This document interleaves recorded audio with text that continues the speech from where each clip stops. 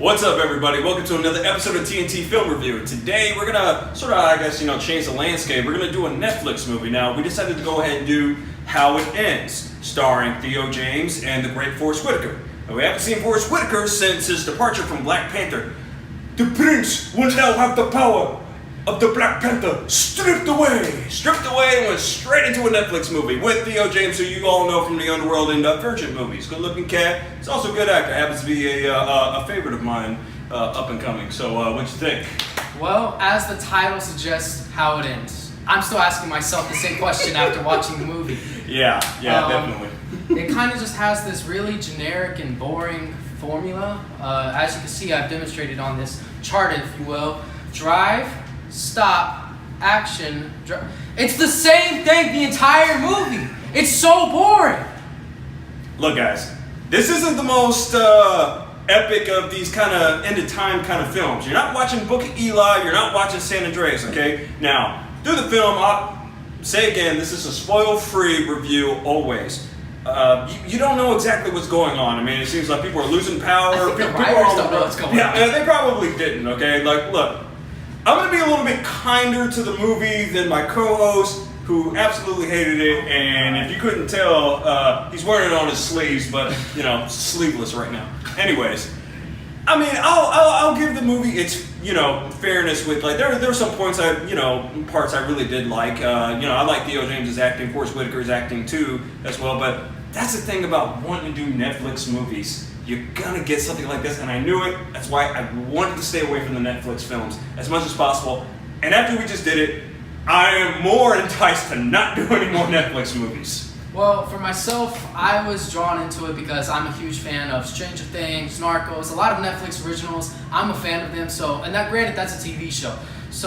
And I've tried a few Netflix movies, and they haven't been the success that the TV shows have. But I was in bed and I saw the preview, and it sounded enticing to me because the preview is that, it's the end of the world, and, oh, James, are you coming with me? And I can't do the messed up part. You get the gist. Yeah. Maybe we can CGI it later or whatever we can. But. Oh, yeah. Well, I saw it. I started watching it halfway through when I came home from work, and I was watching it, and then I was like, wow, how long have I been watching this movie? I felt like I should be near the end. I was 30 minutes in.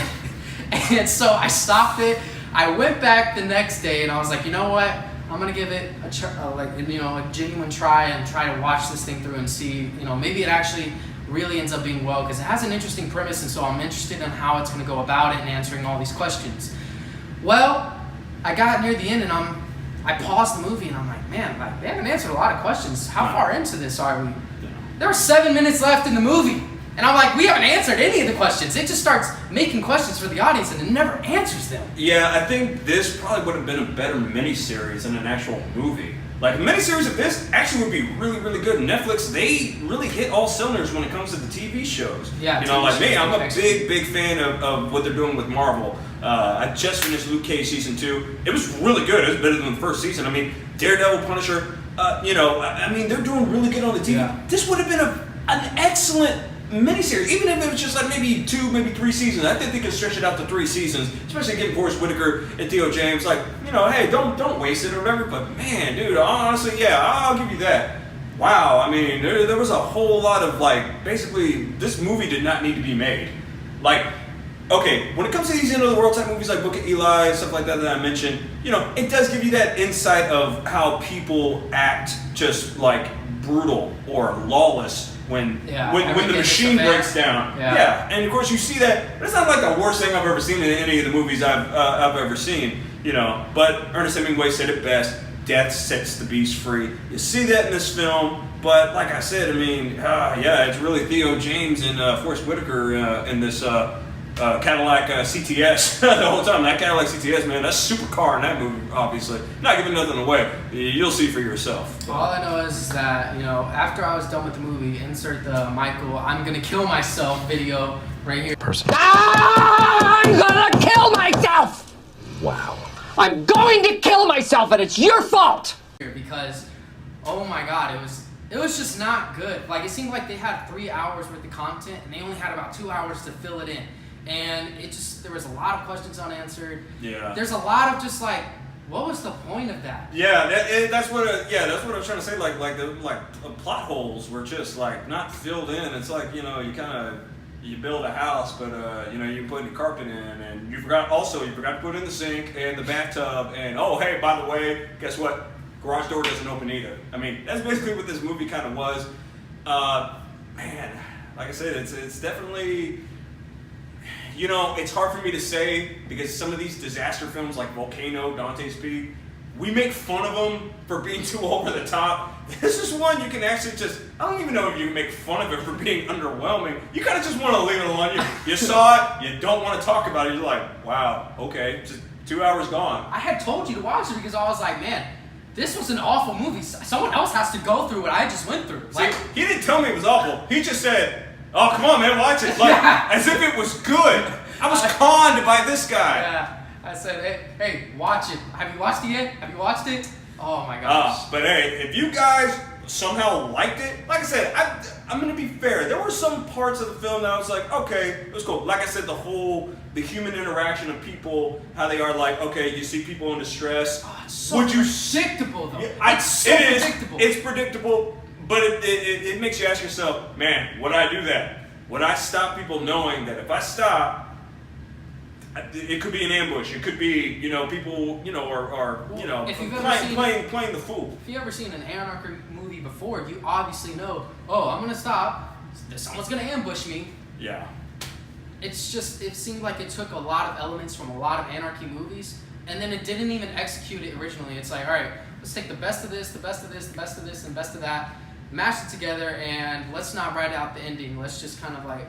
Yeah, like I said, I know Netflix is trying to compete with Amazon and all that because they're trying to make movies and all that. Look, I have already watched one Amazon movie and now one Netflix movie. Look, leave it to the big boys. Leave it to Paramount, Disney, I guess Fox, even though they've been kind of slipping on the X-Men movies. Sony, I don't even want to talk about that because Venom looks like garbage.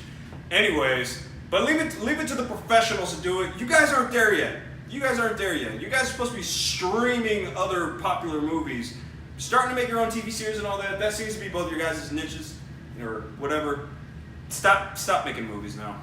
Netflix, Amazon Prime, stop making movies. So if you had to give it a rating, what would you give it? After we talked about it, I was going to give it a 6.5. I think I'm going to have to give it a 6. Just because the acting in it was actually good. That's about the only thing that's really good in the movie. And it was. The acting was good. But lack of story and all that, I mean... Oh, okay, yeah, 6, and that's just me just being nice. That is more than nice. I'm surprised it's not Christmas. Like, that's how generous that was. Like, honestly, the only reason I'm giving it this grade and not even lower, I'm giving it a 2. Wow. I'm giving it a 2. And Jeez. You know why I'm giving it a 2 and not a 1 or a 0? It's because at least there was marketing geniuses behind luring me in to watch this stupid film. They made such an idiotic film look enticing for me to waste my time to watch it. So bravo to the marketing team behind it because you've done your job well, my friend. Yeah, conning people. That's Yes. what you do. That's what you do. Get these big name actors to be in your horrible movies. Now that I think about it, maybe 6 was too high. No, I can't change. I can't go back now. It's concrete, sealed over. Now it's cured and dried. All right, that's going to be it on this episode of TNT Film Review. Be sure to go ahead and subscribe to the YouTube channel if you haven't already. Like the videos and leave comments. Tell us what you thought about the movie, and also if you got any ideas for movies you want us to review, go ahead and do that. All right, go ahead and follow myself at Tones the Gemini. Also, go ahead and look and see if you are interested in some empowerment from a mother, skincare, etc. She's starting a blog called Life with Jeezy. I'll link it down below, and she's going to launch it, and I know it's just going to be a wild success. Go ahead and follow my cousin here. Yeah, at the Tony Renee, and also a big shout out to Art by Frankie, as always, allowing us to film in his studio. We're going to leave him a link for his Instagram page as well, and we'll see you guys next time.